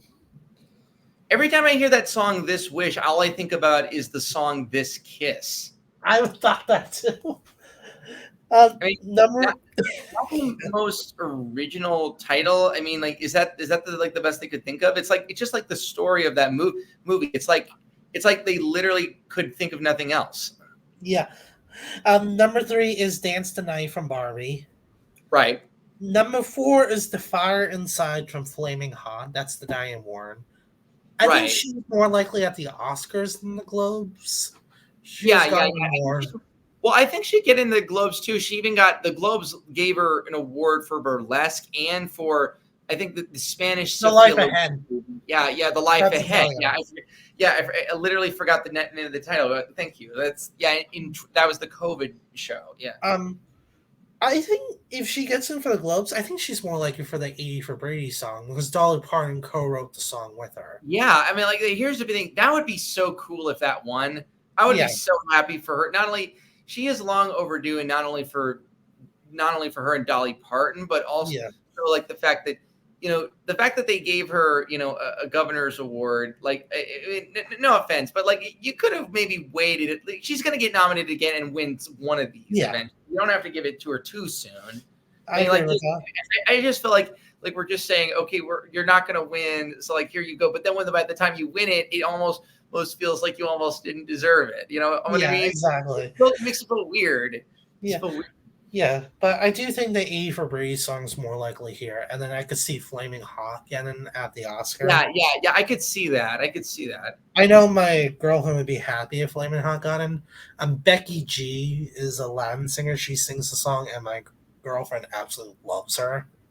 Yeah, I actually haven't really. I actually have the songs. The songs are not for Globes are not on Gold Derby. I did them anyway, but I wasn't not done Gold yet. Derby, but they are on the Oscars one. Yeah. I don't know why they don't ever have them up there. They don't have foreign film, and they don't have like score or Song, yeah. like right before like even right Yeah. before the nominations. Oh, I have two more. I wasn't finished reading the. Oh yeah, sorry. Go ahead, finish. Better Place when trolls band together.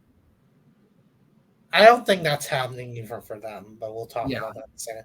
And then number 6 is the one I'm rooting for all season, Peaches, in the Super Mario Brothers movie. You know how bad I want to see Oscar nominee Jack Black.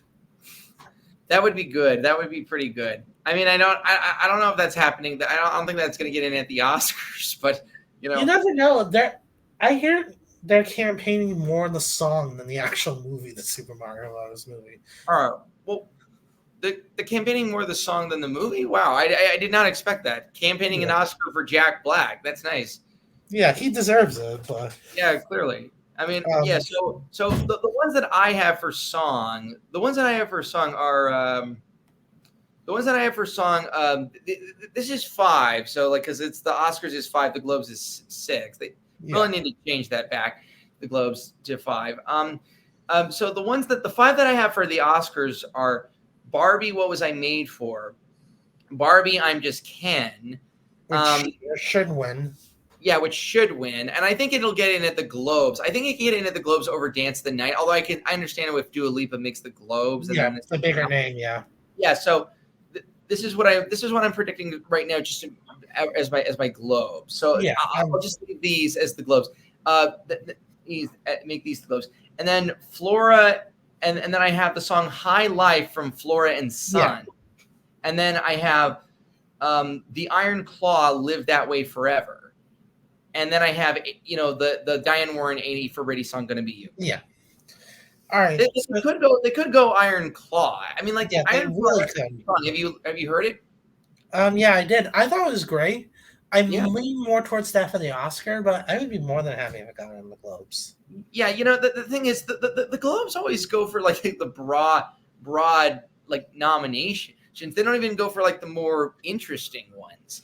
I mean, I can understand like maybe the 80 for Brady song, like they could go for either or. I mean, they could go for either or. I mean, the Florin, like if like the Fire Inside, like if they went ahead and gave it like Diane Warren a Globe for a song from a foreign film like Life Ahead, they would clearly do Fire Inside. Yeah. Is Fire Inside, is that like a documentary? Is that a foreign film? I haven't heard it. It is an actual movie on Hulu. It's English. It's about the creator of the Flaming Hot Cheeto. I'm not kidding with you. Wow. Okay, it's called Fire Inside? Yeah. Okay, maybe not the best title.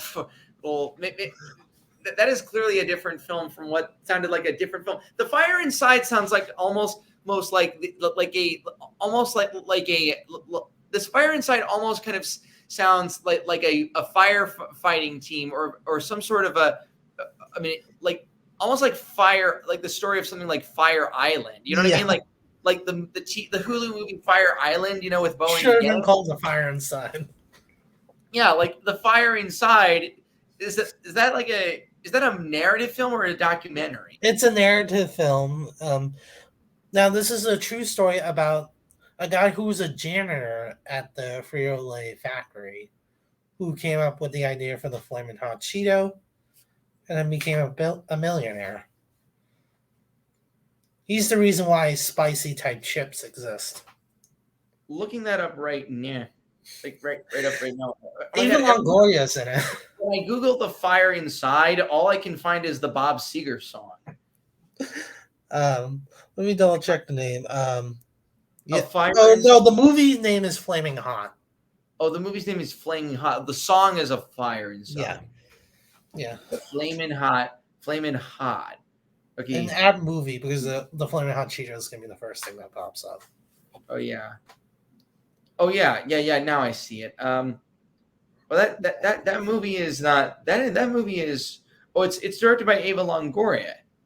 Oh, cool. Yeah, because like I was wondering what she was what I was seeing her on promoting, and the music is by Marcelo Zarvos, who did the score for May December. That was a good score. There you go. My best song is "World of Your Own" from Wonka. "Can't Catch Me Now" from the Hunger Games movie. Yeah, I can see that. That Hunger Games, I think, will be the sixth slot after the I think mine. Yeah, I would go with the sixth slot. Yeah, "Dance the Night" from Barbie. "Keep It Moving" from The Color Purple. That's the song Halle Bailey wrote. Right. But I could see the Alicia Keys song in its place. Like, yeah, I could see the Little Mermaid song getting into. Yeah, same. "Peaches," and then "What Was I Made For?" Yeah. This is a pretty chaotic category. I mean, this is the category I'm most interested in seeing. I hope that they nominate. I actually like the Hunger Games song a lot. I mean, I didn't think that the movie was all that good compared to the previous entries, but I do like. I love Rachel Zegler, and I love that Olivia Rodrigo. We get to have Golden Globe nominee Olivia Rodrigo at the ceremony. Yeah, I really think it's going to happen. I really do. Yeah, that's going to happen. I think that it'll definitely be the Hunger Games, Diane Warren, and then two Barbies, and then I think that the other two are maybe up for grabs because like the Golden Globes, they love the Hunger Games songs. They just love them. Yeah. Forgive me, my cat's trying to dig into my Christmas tree. That's all right. That's all right. You know, the thing is, my cat likes to sometimes dig into the carpet on my steps, and then I have to put mats up so where she doesn't claw or weigh in. I'm literally like sitting like that's why I put her. You know, that's why I put like her cat box here in the dining room. I'm like sitting like right above her cat litter box. Yeah. All right. Do you want to talk about TV or? All right. Do we have time? It's up to you. All right. We can talk about TV. I just we have time. Yeah, we have time. All right. Just let me know if you need to wrap up soon. I don't mind. All right. I'm just getting a little bit tired, but let's try to go through this quickly. Succession, this is drama. Succession, The Last of Us, The Crown, The Morning Show, The Diplomat, and The Curse. That's what they have. Okay. I just want to make sure we have enough time, right? We're going on an hour 26. Yeah, we have enough time. Okay, good. Okay. Yeah, so the one that I went with was Succession, The Last of Us, The Crown, The Diplomat, The Curse, and the one that this could be a bit of a. I'm just gonna go on a wing for this. It is Loki. I put Loki in there. I actually had Loki for a while. Did you take it out like when you like saw the second season or something? No, I took it out. Actually, no, I'm gonna put it back in. I originally had Lupin, but I want to put Loki back in. Yeah, I don't know if that might happen. I mean, I could see though Hijack getting in there. Yeah. It doesn't matter. Succession's winning. It just matters who else is filling the categories. There's some who are filling the categories, but yeah, The Diplomat is a great show. Is a great show. I agree with that.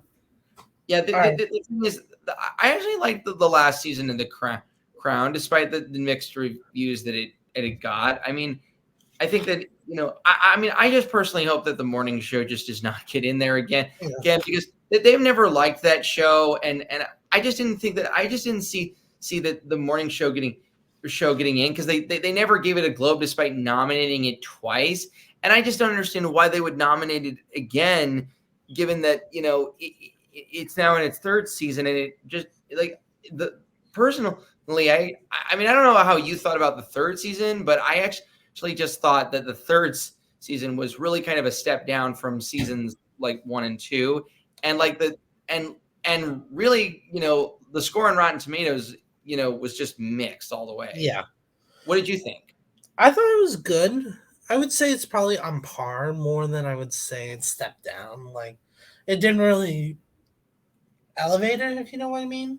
Yeah, I mean, I just felt like that basically they basically told the story they were trying to tell with the first 2 seasons, and then it just goes off into a just completely different direction, and it's almost like they're trying to figure out what they're trying to do now. Yeah, like, the problem I think with the third one was like where to go from there. Yeah. Like, like once you take all the things like that are from the season 1 that capitalized on season 2 because it left off right where it left off, like yeah.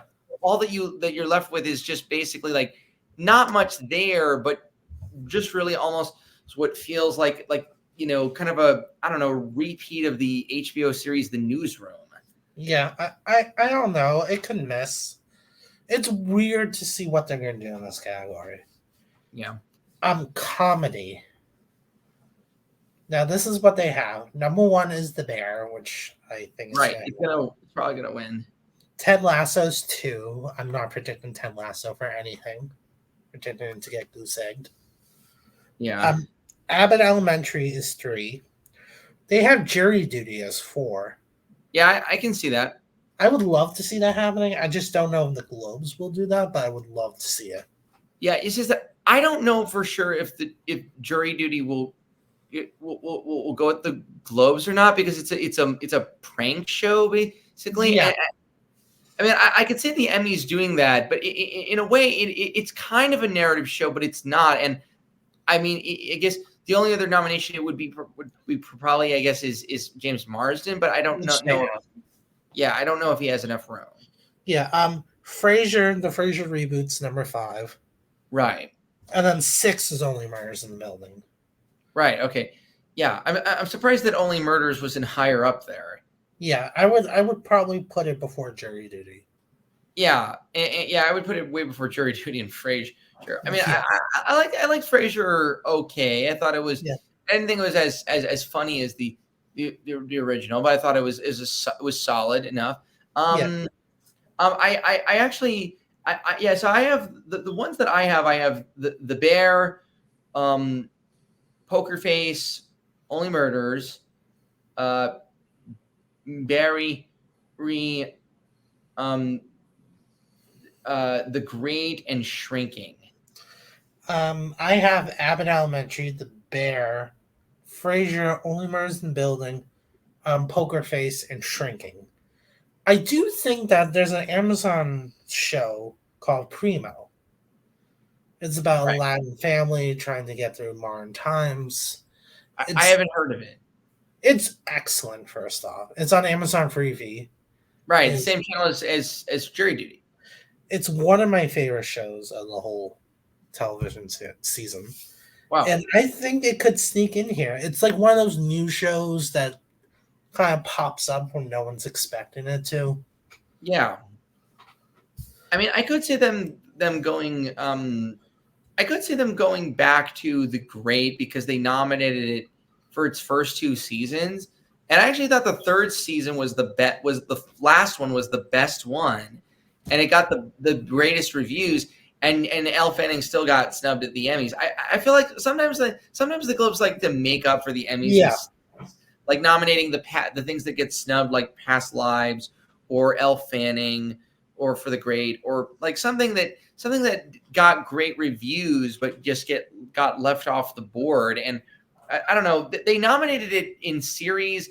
Nicholas Hoult and Elle Fanning, all 3 of them got in twice for both seasons. So I just put that in just because they just love that show. Again, could happen. In terms of who wins, I think it's going to be The Bear.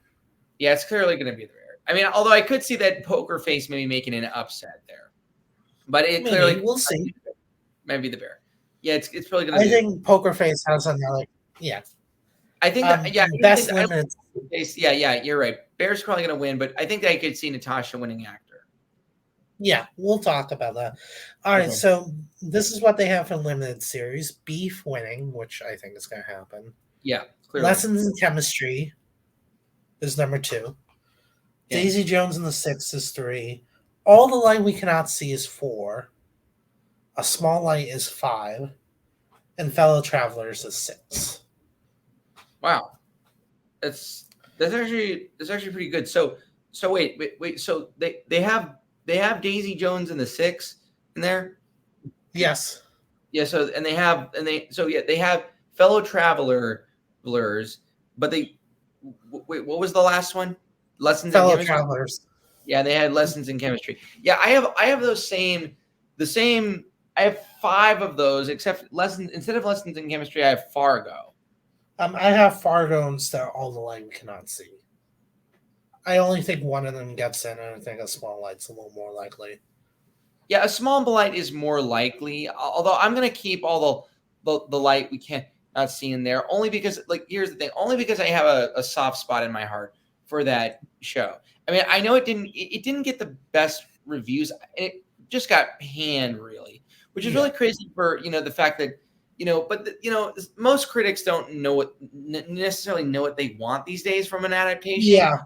I thought it was emotionally good. And I think that it's the fact that Variety is sticking with it, I think, is a good choice and bold move, and and obviously some good performances in there. I'm just going to keep it in there just as a passion pick. But you can you keep whatever. So which one do you have? I have Fargo instead of All the Light We Cannot See. I have the other 5. I have Lessons in Chemistry. You have Lessons in Chemistry. Yeah, Lessons in Chemistry is pretty good. Yeah, I would be okay if any of them got in. I would be okay if any of them made it. Yeah, I think Beef is going to win. I think it's going to be Beef and Stephen Young. I don't think he wins Limited Actress, though. Clearly, Stephen Young's going to win. There's a miniseries also in contention I can see happening. A Murder at the End of the World.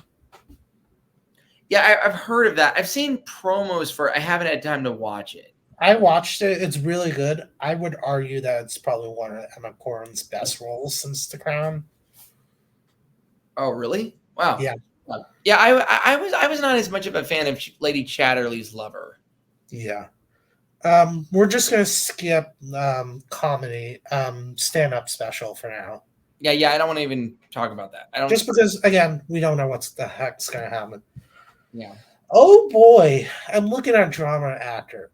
It's a mess they have. It is a big giant mess. Is it Pedro Pascal's number 1? Okay. Pedro Pascal's number 1 for The Last of Us. Yeah. Kieran Culkin is 2 for Succession. Okay. Jeremy Strong is 3 for Succession. Number 4 is Harrison Ford for 1923. Number 5 is John C. Reilly for Winning Time. Wow. And 6 is Nathan Fielder for The Curse. Okay, now I can see Nathan Fielder. Is it Fielder or Fellner? We don't know. But I would put him way above Harrison Ford.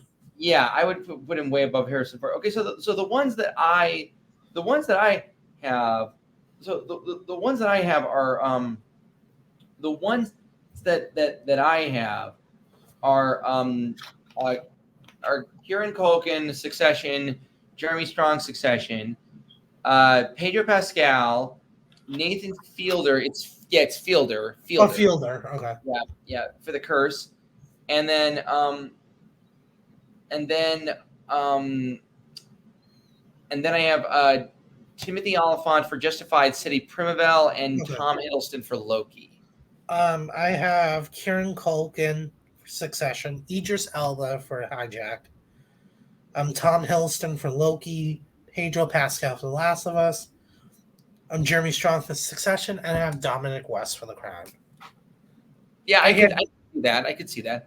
I had Dominic West. I had Dominic West in there until I saw The Curse and put Nathan Fielder in. Yeah. I hear that Dominic West is going to have more to work with in the second part than the first part. Yeah. So that's the only reason why I put him in there. Yeah, I can understand that. And also I could understand Idris Elba getting in there for a new show. Yeah. And I mean, it would be so sorry. I'm just getting a little tired here. Yeah, same here. Sorry. Is it daytime where you are? It's 3:52 p.m. here. Oh, cool. Yes, same here. Are you on the East Coast? Yeah, I'm in Massachusetts. Ah, right. Yeah, Georgia. Okay. Yeah. So, it would be great though if Tom Hiddleston got in for Loki. That would be great. Yeah. In terms of who wins, I think it's Kieran Culkin's. Yeah, I hope it better be Kieran Culkin. I hope he wins the Emmy, but this is the first time we have the Golden Globes without the Emmys. And then the Emmy, and then Jeremy Allen White could win the two, like an award for season 2 of The Bear, and then probably an award for season 1 of The Bear. Yep. Yeah. January is going to be quite a chaotic thing. I have at least 4 live streams in January. Whoa. And that's at least. Actually, it might be 5. I have to double check. Okay. All right, let's talk about drama actress. Okay. Because I want to talk about Lily Rose Depp in The Idol. All right. Sarah Snook is number 1, as she should be. Bella Ramsey for The Last of Us. Jennifer Aniston for The Morning Show. Kerry Russell for The Diplomat. Lily Rose Depp for The Idol as number 5. And Rosario Dawson for Ahsoka as number 6. Yeah, I have never heard of the Ahsoka Star Wars show. I literally have not. I don't know. I don't think I've ever heard a single person who has heard of that or even talked about it on anywhere. It's crazy for all the predictions they have for The Curse. They're not predicting Emma Stone. That is just insane. I have their top 4, and then I have Emma Stone for The Curse and Helen Mirren for 1923. Yeah. I have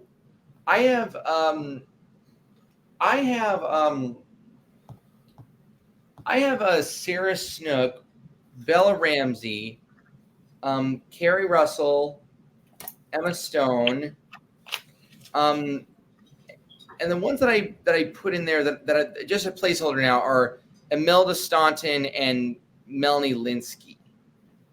Yeah. Imelda could happen for the crown. Yeah. All right, let's skip ahead to comedy actor. Okay. They have Jeremy Allen White winning for The Bear. Thank God. They got something right so far. Yes. Jason Sudeikis for Ted Lasso. Bill Hader for Barry. Number 4 is Kelsey Grammer for Frasier. Number 5 is Steve Martin for Only Murders in the Building. Number 6 is Jarrell Jerome for I'm a Vertigo.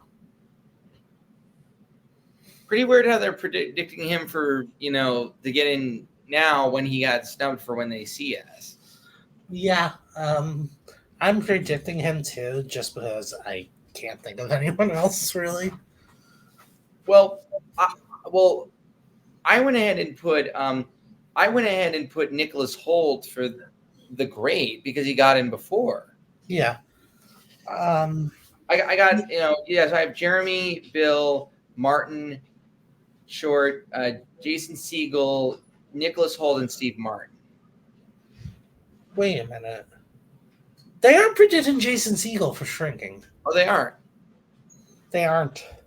Well, they're predicting like Jessica Williams in there for. Yeah, we'll get to that. Segel, wow. And I'm pretty sure they also have Harrison Ford for Shrinking too. Whoa. They lost their mind, but it's the Jeremy Allen White category anyway. Yeah. Now their actress drama comedy. Io, number 1 for The Bear. Right. Natasha Lyonne for Poker Face. Quinta Brunson for Abbott Elementary. Rachel Brosnahan for The Marvelous Mrs. Maisel. Selena Gomez for Only Murders in the Building. And they have Sarah Jessica Parker for And Just Like That. Wow. I don't know if I see And Just Like That getting in there. I would have thought that they would have gone, well, I have the same 5, but instead of Sarah, I have Elle Fanning for The Great. I have the same 5. I have Kerry Washington for Unprisoned? Yeah. Seems like a random one they would do. Big actress in a show that no one's really heard of. Yeah, I guess so, but I just don't really see how that they would like just forget about The Great. Again, I'm probably wrong, but I don't know. Oh my god. Their actor limited is interesting. I'll explain why. Stephen Young, number 1 for Beef. Okay. John Hamm for Fargo. Okay. Matt Balmer for Fellow Travelers. Yeah. Sam Claflin for Daisy Jones and the Six, Matthew Broderick for Painkiller. Oh, And here's the problem: Six is Jonathan Bailey for Fellow Travelers. He's actually in supporting. They submitted him in supporting. and yet the variety it was just like an old thing before they found out he was supporting. They updated it yesterday, and they still left him in lead. Wow. All right. Good Well, job, you guys. wow. Well, this one. Okay, so this one I have the same four. I have Yeah. Steven for Beef, John Hamm for Fargo, Sam Claflin, Davy D. Jones, and six. Matt Bomer for Fellow Travelers, and I have Tom Holland, The Crowded Room, and Joe Cole for A Small Light. We have the exact same six. Cool. Yeah. I think that those are pretty. Those were like the only ones I could make sense of. Yeah. I don't understand Matthew Broderick, and I don't think I ever will. It's weird though that they have like literally all the light we cannot see getting in for series, but none of the actors. Yeah, they don't have. Yeah, here's something interesting. They're predicting a small light as well, but yet they don't have any of the actors getting in. Like I'm on Actors Limited, Wow. and they don't have Belle Pallery. That's wrong. All right, let's talk about what they do have. Brie Larson, #1 for Lessons in Chemistry. I think That's she's a good performance. She's great. Ali Wong for Beef is 2. She's Riley fucking Keough is 3 for Daisy Jones. Now, this is when they go in their own direction. #4 is Elizabeth Olsen for Love and Death. I could see that as a Globes pick. #5 is Dominique Fishback for Swarm. And their #6 is Sydney Sweeney for Reality. Well, yeah, pretty good. The ones that I have are Ali Wong for Beef, Belle Powley for A Small Light, Rachel Weisz for Dead Ringers, Riley Keough for Daisy Jones and the Six, Catherine Hahn for Tiny Beautiful Things, and Juno Temple for Fargo. Yeah, I have Dominique Fishback for Swarm, Riley Keough for Daisy Jones and the Six, Brie Larson for Lessons in Chemistry, Belle Pallery for A Small Light, Juno Temple for Fargo, and Ali Wong for Beef. Yeah, I mean, so yeah, I think we have like we have 5 out of 6, right? Yeah. Yeah, I mean, I could see them going with Brie Larson over Rachel Weisz. Yeah, and Ali Wong. No, I don't think Ali Wong is getting snubbed. Oh, no. I thought you meant in terms of win. Sorry. No. I just meant like I could see them going in nominations for I could see them going for Brie Larson over Dead Ringers because Dead Ringers didn't really take off like in a way, and they might go for a show that's more recent. Yeah, that was my thinking too. All right, 2 more categories. Okay. Supporting actor in anything. They have Matthew Macfadyen winning for Succession, which I agree with. James Marsden for Jury Duty's #2. Pretty good. Harrison Ford is 3 for Shrinking. Brett Goldstein's 4 for Ted Lasso. 5 is Young Mazzino for Beef. And 6 is Tyler James Williams for Abbott Elementary. Wow, that's chaotic choices right there. Well, I mean, do they have like no like mini series actors in there? No. I think if they knew Jonathan Bailey was supporting, Jonathan Bailey clearly is getting in there. Yeah. They had Young Mazzino for Beef. Right. Young Mazzino. Yeah. Although I don't know whether or not if he's going to get into this category because it's pretty tight. But I mean, obviously he's going to get in Critics' Choice because that's a separate that's in its own limited series. It's in its own separate category. But I don't know for sure if he's going to get in, if he's going to make the Globes list. I think that he could get in, like, I think he could get in maybe, but I don't know for sure. The ones I have are like the sort of the ones who are part of the hotter Yeah. sort of hotter, more known, well-known guys, and then some like newcomers. I've got Matthew winning for Succession, Yeah. Bon Moss Bacharach for The Yeah, Bear, which is who I have. yeah, Anthony Kerrigan for Barry, Okay. Liev Schreiber for A Small Light, Yep. Jonathan Bailey for Fellow Travelers, and Hugh Laurie for All the Light We Cannot See. Yeah, I could see that. Mine is they like Hugh Laurie. They gave him 2 Globes for House when he didn't win the Emmy, and they also gave it to him for The Night Manager, which got just got skunked at the Emmys. Yeah. Now I have the Bear. I'm not even trying to remember his name again. Right. Jonathan Bailey for Fellow Travelers. Harrison Ford for Shrinking. Matthew McFadden for Succession. Hey Hugh Kwan for Loki. I really think he gets in. And then Alexander Skarsgård for Succession. That sounds pretty good. Although I don't know whether or not if ever there's been a time where they got 2 actors from the same show in that category. They have before, but it's more popular in the miniseries category. Like they have done 2 from a miniseries before. So I don't know. I mean, well, it's interesting. I mean, I feel like in a way, like Owen Wilson should probably be more the nominee than Ke Huy Quan. Although I do like Ke Huy Quan and Loki. Yeah. All right. Last category: supporting actress. Right. They have Meryl Streep winning. For Only Murders. Then they have Hannah Waddingham, Ted Lasso, Shirley Ralph for Abbott Elementary, Elizabeth Debicki for The Crown, Camilla Monroe for Daisy Jones and the Six, and Jessica Williams for Shrinking. That's pretty good. Well, kind of chaotic.